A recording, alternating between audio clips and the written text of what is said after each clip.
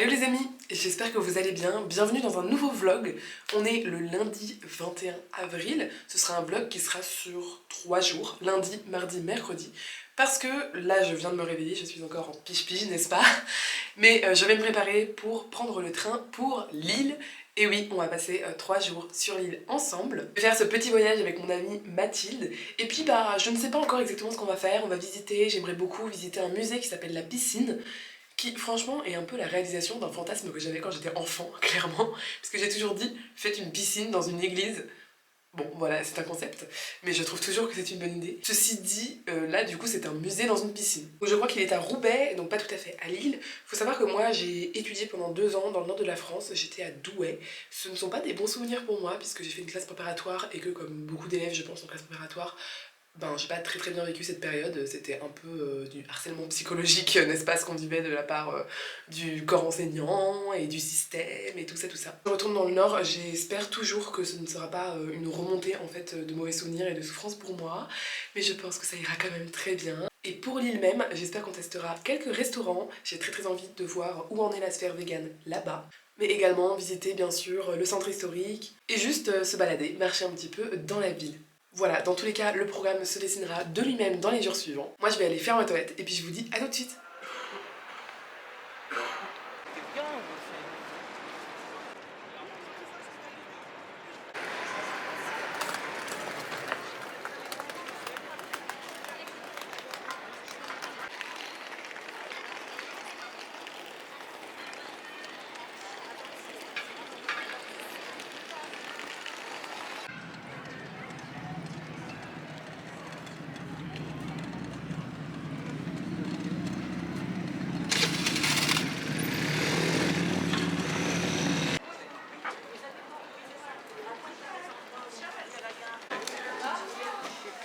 J'ai pris 8 euros.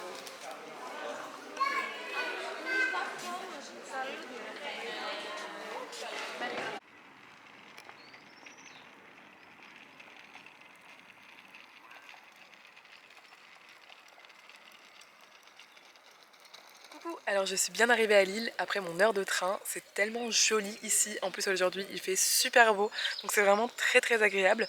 J'ai marché dans la vieille ville, puis le long du fleuve, dont je ne connais toujours pas le nom. Enfin je l'ai connu mais je l'ai oublié et je n'ai pas checké sur internet avant. Je me trouve à présent dans le parc de la Citadelle, c'est trop joli. Je connaissais pas du tout ce parc, j'étais déjà venue à Lille évidemment, mais je n'avais pas visité en fait toutes les parties un peu naturelles qu'il y a ici. Donc moi j'aime beaucoup. J'ai mangé, c'était trop bon tout ce que j'ai préparé et là je vais me poser au calme pour faire du montage. Je dois monter la vidéo qui sera publiée du coup mardi pour vous, mais qui pour moi n'est pas encore publiée vu qu'on est lundi. Donc je dois faire du montage, me poser avant de retrouver Mathilde, puisque bah, évidemment une fois que j'aurai retrouvé Mathilde, je vais pas la faire poireauter pendant 3 heures pour faire mon montage. Donc bref, je me pose dans le parc et puis je vais faire ça.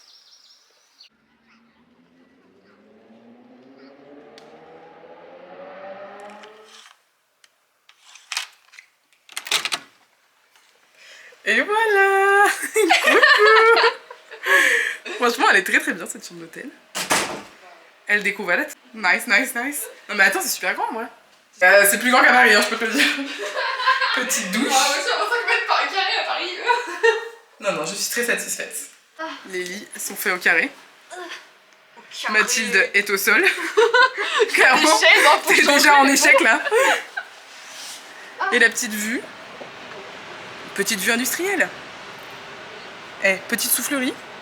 Petite tuyauterie façon Charlie la chocolaterie. On est sorti de l'hôtel avec Mathilde, il est environ 19h30. Et en fait j'étais en train de raconter une histoire. Et on sait pas en fait si c'est la même histoire dont on parle. Mais en gros quand j'étais enfant, mon père m'avait lu un livre. C'était une histoire d'angoisse. Où en fait il y avait un homme qui habite dans un gratte-ciel américain. Et qui descend. Alors tu m'écoutes Mathilde, pour moi c'est la même histoire. Vas-y. Il descend en fait dans une zone commerciale pour faire des courses. Et c'est très long pour descendre. Et ensuite il fait ses courses et quand il revient, il remonte, et il y a des escalators pour remonter apparemment, enfin au moins une partie du chemin. Il remonte sur les escalators et après il commence à faire à pied, etc. Et en fait il se rend compte que les escaliers sont devenus une sorte de cercle sans fin dont il ne peut se sortir. Je sais pas C'est si ça ou pas ton histoire? Non, non, non. Je sais pas si c'est le même truc parce que moi c'est dans un immeuble. Ouais. Et c'est aussi une histoire où ils peuvent plus sortir. Ouais. Mais c'est pareil, il y a une zone commerciale en bas. Ouais. Les gens ils font leurs courses et je sais qu'ils peuvent plus sortir, c'est comme un confinement. Et les gens, je sais qu'ils commencent à se taper sur la gueule et tout. Enfin. Ah oui, non, moi c'est pas du tout ça l'histoire. Non, c'est Parce que moi pas en fait ça. c'est une histoire d'angoisse. Mais c'est Où en quoi, gros c'est il pas est les seul, en gros il est seul dans son immeuble. Ouais. Et en fait il monte et en montant il se rend compte qu'il est comme dans un cercle infernal dans lequel il y a plus de fin non, des c'est escaliers pas et le même, qui, c'est pas en le fait il même, retournera jamais chez lui. Bon bah finalement c'est un fail, c'est pas la même histoire. C'est pas ça.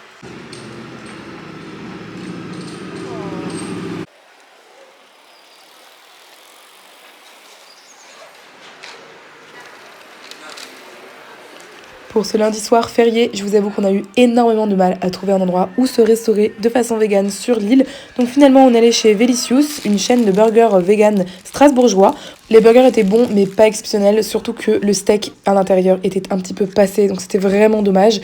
La glace en revanche était vraiment délicieuse. Le burger tel que je l'ai pris était à 9 € et pour le menu de Mathilde, il faut compter environ 15 €.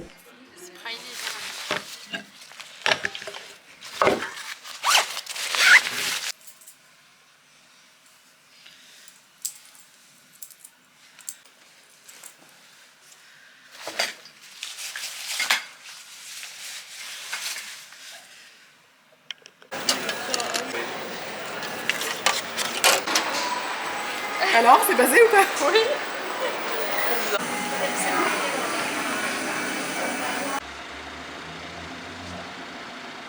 Hello, je vous ai pas encore pris aujourd'hui, alors on est le mardi 19, on s'est réveillé tout doucement. Moi j'ai fini mon travail pour ma dernière vidéo YouTube. Ce matin du coup on se rend à Roubaix parce qu'on veut absolument aller voir le musée qui s'appelle La Piscine, qui est juste magnifique de ce qu'on a vu. De ce que j'ai compris c'est un musée art déco avec une piscine au milieu, ça a l'air juste magnifique. Il y a l'air d'avoir plusieurs expositions temporaires, en plus bien sûr de l'exposition permanente. Il y a l'air d'avoir des sculptures, des peintures, etc. Bref, j'ai trop hâte d'y aller. Toi Mathilde, comment tu la sens cette seconde journée à Lille? Ouais, bah je suis contente d'aller au musée, il a l'air bien.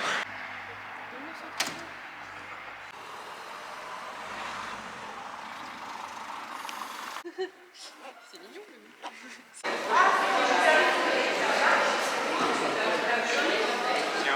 Et puis ouais, il sait, ouais.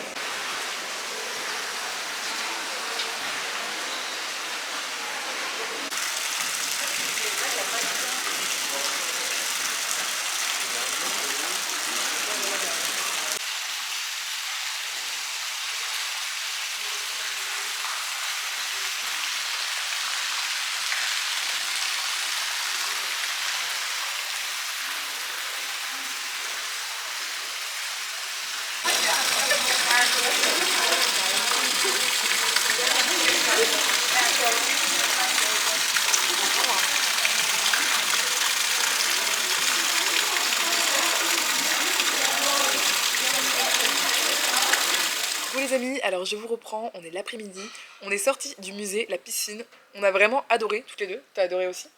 Ouais. Moi vraiment, c'est le meilleur musée que j'ai fait depuis vraiment longtemps. J'ai adoré ce musée pour plusieurs raisons. Déjà parce que j'ai énormément aimé les expositions temporaires. J'ai eu un énorme coup de cœur pour celle de Johann Créten et notamment ces énormes céramiques d'animaux représentés avec différentes couleurs, différentes symboliques. Franchement, j'ai adoré cette partie-là. Pour les personnes qui ne le savent pas, j'ai un frère qui est artiste plasticien, qui fait énormément d'arts différents et qui s'est mis il y a quelques années à la céramique. Du coup, ça m'a rappelé un petit peu le travail de mon frère qui est également sensible au sujet des animaux et la nature. Bref, j'ai eu un énorme coup de cœur pour cet artiste.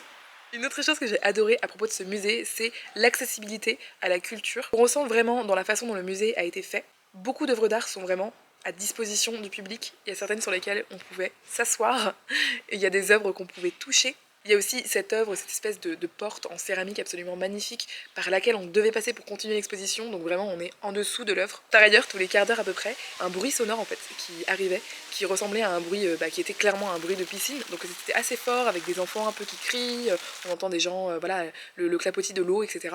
Et je me suis un peu posé la question de pourquoi ils avaient mis ces bandes sonores. On voit que les personnes dans le musée sont assez étonnées. Moi-même, j'étais super étonnée quand je l'ai entendu la première fois parce qu'on s'attend pas à entendre ce genre de bruit en fait quand on est dans un musée. Et finalement, j'en ai conclu, même si c'est que mon interprétation personnelle, que c'était probablement pour re-rappeler en fait l'origine du lieu, le fait que de base ici c'était une piscine, que c'était un lieu public, un lieu accessible avec des enfants, des adultes, enfin des personnes un peu de toute classe et de tout âge. Et ça vient un peu en fait désacraliser le côté art. En plus, quand on rentre dans le musée, il y a directement en fait le son de cette espèce de petite fontaine qui arrive directement dans la piscine. Ce qui fait, je trouve qu'on est beaucoup plus à l'aise pour du coup parler. En plus, c'est un très grand musée avec une énorme exposition permanente, mais également plusieurs expositions temporaires qui sont super bien agencées, vraiment, avec des explications super précises. Ce qui a un petit peu manqué, par contre, je trouve, sur l'exposition permanente, il y avait il n'y avait aucune explication sur les œuvres, il y avait juste les titres. Personnellement, j'aime bien avoir un petit contexte aux œuvres, pas juste le nom de l'artiste et le nom de l'œuvre. La seconde exposition temporaire que nous avons vue est celle de Boris Taslitsky, que j'ai adoré. Taslitsky est un peintre français né en 1911 à Paris, dont les 2 parents ont été tués par la nation, on peut le dire, puisque sa mère a été déportée dans un camp juif et est morte là-bas, et son père est mort pendant la Première Guerre mondiale. Il fait l'école des Beaux-Arts de Paris, puis intègre le Parti communiste français, 2 choses qui vont énormément marquer son art. Lui-même déporté lors de la Seconde Guerre mondiale, à son retour, il se heurte à l'incompréhension de la société face à ce qu'il avait vécu. Dans ses superbes œuvres, il défend un réalisme à contenu social car il se doit de témoigner des atrocités de son histoire. Profondément humaniste, il n'a jamais cessé de défendre l'utopie des jours meilleurs pour la classe ouvrière et pour les personnes opprimées. Conscient de sa responsabilité en tant qu'homme et artiste, il n'a jamais cessé de défendre les plus faibles.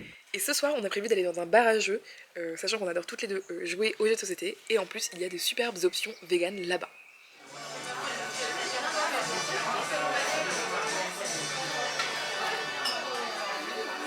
Je vais me salir.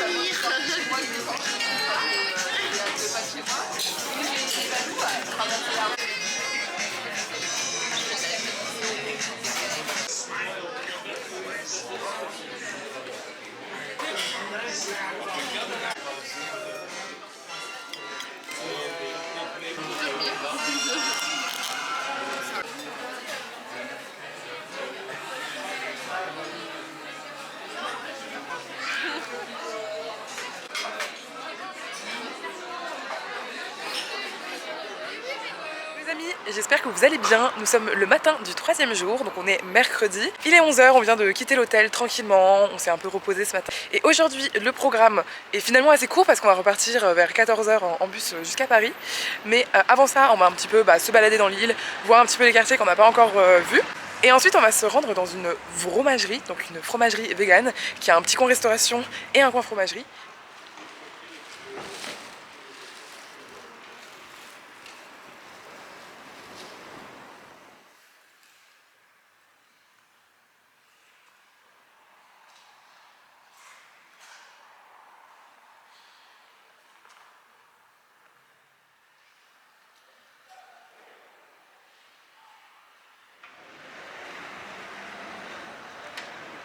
C'est costaud. Ouais, j'imagine. On a bien sorti les rames. J'espère qu'on arrivera à passer sur.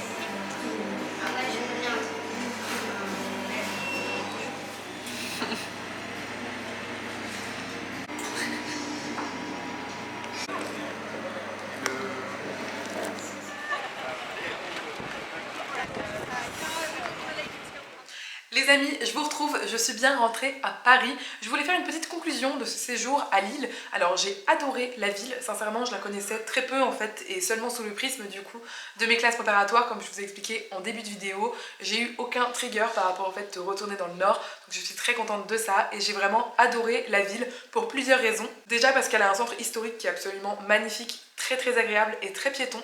Ensuite parce que les distances étaient suffisamment petites pour pouvoir tout faire à pied et ça j'ai énormément apprécié. Par ailleurs, je trouve qu'il y a quand même quelques espaces verts avec des jolis parcs, également des espèces de petits plans d'eau dans la ville ou bien la rivière qui passe. Et enfin, la vie lilloise que j'ai trouvée assez animée finalement, avec beaucoup d'activités différentes à faire, plein de bars qu'on n'a pas pu tester mais qui avaient l'air géniaux, et même les adresses de bars qu'on a faites, etc., les restaurants étaient assez chouettes. En revanche, je dois dire que par rapport au restaurant vegan, je pense qu'on est assez mal tombé finalement, puisqu'on y était en début de semaine et en plus pas mal le soir. Et en fait finalement, que ce soit en début de semaine ou le soir, eh bien il y avait vraiment très peu d'options vegan. Les burgers chez Delicious, comme dit, n'étaient pas très frais et sincèrement, j'y retournerai pas pour cette raison. Le midi du jour où on est allé au musée, en fait on est sorti assez tard du musée à 14h30, le temps du coup de faire Roubaix-Lille, il était déjà 15h et à 15h sincèrement il n'y avait plus rien qui était ouvert, même les falafels étaient fermés, on était assez étonnés, mais c'était comme ça. Ce qui fait qu'on s'est replié sur une adresse qui était indiquée sur Vego Resto qui s'appelle Open Source et sincèrement, alors la jeune femme qui nous servait nous a dit qu'on était mal tombé ce jour-là, mais il n'y avait en gros aucune option de vegan sauf des légumes à la vapeur qu'on nous a servi froid du coup, parce que à 15h la cuisine était déjà fermée, ce que je peux tout à fait comprendre. Heureusement ça coûtait que 4,50 €, mais du coup je me suis retrouvée juste avec des légumes froids à la vapeur, ce qui était pas hyper plaisant, mais ma foi c'était pas grave et c'était aussi un peu notre faute vu qu'il était tard. Et puis après on est rentré à l'hôtel, je vous ai pas filmé mais voilà, j'ai mangé de la focaccia, de la feta vegan, du jambon vegan, donc ça allait. La seule adresse qui sort du lot c'est l'Alloc, le barrageux restaurant dans lequel on est allé. On a vraiment adoré la cuisine qui était délicieuse. Les prix sont un peu musclés en revanche, il y a une option vegan pour l'entrée, le plat et le dessert. C'est les options travaillées qui sont, comme je le disais, délicieuses. Le seul truc, c'est qu'on nous a refusé l'accès à l'étage pour aller jouer au jeu parce qu'on n'avait pas réservé et que vraisemblablement il n'y avait pas de place en fait disponible pour nous. Ce qui est tout à fait compréhensible, c'est juste nous qui ne savions pas qu'il fallait réserver pour y aller un mardi soir. Donc sachez-le, si vous y allez, vraiment réservez si vous voulez jouer à l'étage. Le truc qui nous a juste un petit peu désarçonné, je dirais, c'est le fait que suite à notre passage et au fait qu'on nous ait refusé l'étage, il y a un groupe de 5 personnes qui est arrivé, qui n'avait pas non plus réservé et qui a pu monter pour jouer. Donc voilà, on était un petit peu frustrés. Je pense que c'est dû au fait que voilà, il y avait sûrement une place de 4 ou de 5 disponible et ils voulaient pas mettre un groupe de 2 personnes comme nous sur une table de 4 pour une raison de manque à gagner. Ce que je peux comprendre tout à fait, mais c'était juste un petit peu frustrant de voir ça devant ses yeux. Quant à Pistache et Cacahuètes, c'est une adresse très sympa, une fromagerie sympa où vous pouvez trouver toutes sortes de fromages. Vous pouvez acheter certains fromages à la coupe. La partie restauration est une petite partie, mais ma foi il y a plusieurs options vegan, type fondu, sandwich grillé, etc. La sélection de fromage est vraiment très appréciable. Par contre voilà, il faut avoir un peu plus les moyens pour y manger, c'est environ 25 € par personne. En tous les cas, je retournerai avec grand plaisir à Lille. J'ai vraiment adoré et j'ai très envie de découvrir d'autres adresses que je n'ai pas eu le temps de découvrir sur ces 3 jours. J'espère que ce vlog vous a plu. En tous les cas, j'ai super hâte de vous retrouver dans une prochaine vidéo. Si vous ne voulez pas les rater, n'hésitez pas à vous abonner. Et d'ici là, je vous dis à bientôt!